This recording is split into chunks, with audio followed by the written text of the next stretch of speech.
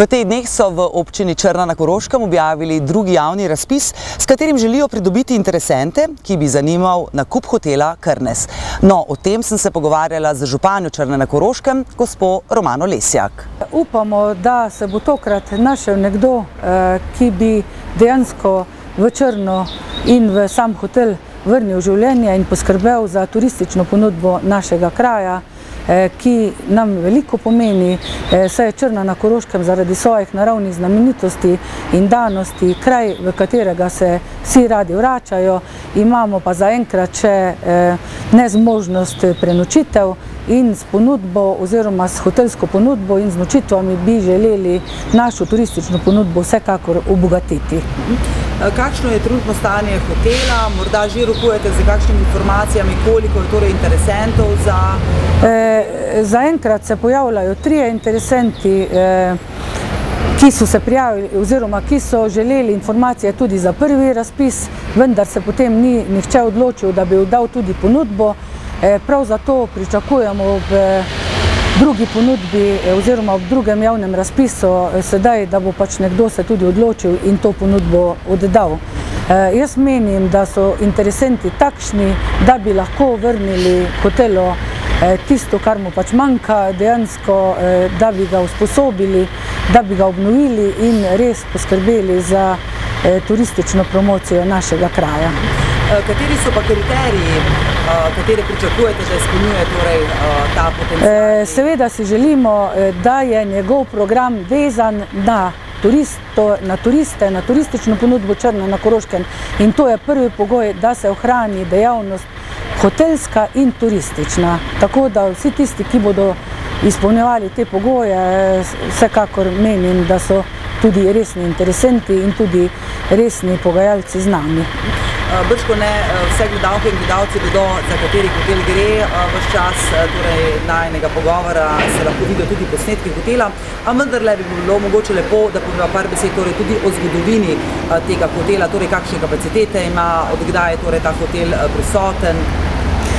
Hotel je v Črni prisoten že več kot 50 let, kapacitete njegove so enake, kot so bile na začetku, se pravi, ima prostor za 53 oseb, kar je bilo včasih vezano na avtobuse, 23 sob, hotelski del oziroma restauracijo s posebno sobo, in menim, da je ta hotel še sedaj v takšnem stanju, da lahko nudi vsaj minimalne pogoje za turiste. Z njegovo dodatno obnovo bi pa vsekakor lahko poskrbeli tudi za zahtevnejše goste. Torej, kdaj se zaključi ta razpis? Odpiranje ponudb je 9. maja. In recimo ste morda že razmišljali o tem, če bi 9. maja torej izbrali enega kandidata, kdaj bi potem dejansko se lahko hotel ponovno zaživel vse svoje veličini? Jaz menim, da bi seveda bil to prvi korak, mogoče bi bilo potrebno potem še nekaj mesecev, verjamem pa, da je vsak tisti, ki bi bil resen interesent, sposoben hotel pripraviti za turiste do zime letošnjega leta. Že 9. maja, ko sledi odpiranje ponudb, bomo torej vedeli, kakšna bo dejanska prihodnost nekoč veličastnega hotela. No, zraven hotela pa sem opazila prenovljen kulturni dom, torej dela so v zaključni fazi, zato sem tudi v kulturnem domu spregovorila za županjo Črne, gospo Romano Lesjak. Kulturni dom je objekt, ki ga trenutno zaključujemo.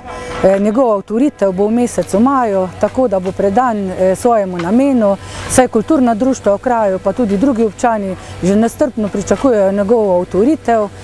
Lahko rečem, da sem zelo vesela in ponosna, da bomo ta objekt dokončali. Dela ne trajajo dolgo, pričeli smo lansko leto septembra, in glede na obseg del smo lahko veseli, da je bila tako mila zima, da smo praktično lahko delali vse te mesece in sedaj objekt pravzaprav res terja samo še uporabno dovoljenje. Za ta sredstva, ki smo jih pridobili delno tudi iz Ministrstva za kulturo, smo se borili kar nekaj let in končno dosegli to, da smo z državo podpisali pogodbo. Približno polovico sredstev pa smo morali zagotoviti iz občinskega proračuna, saj se je ob začetku del oziroma ob samem odpiranju tega doma pokazalo, koliko del je še potrebno postoriti, mimo tega, kar so nam na začetku predstavili projektanti. Mislim, da je v Črni, glede na število društev, ki jih je kar čez 60, res ta objekt zelo, zelo potreben. Namenjen bo seveda tudi drugim dogodkom, ne samo kulturnim, in verjamem, da bomo vsi krajani, pa tudi širše veseli, da ga bomo lahko ponudili v uporabo in dali mu tisti pomen, ki si ga tak objekt zasluži, in njem izvedli seveda poleg kulturnih tudi vse ostale dogodke.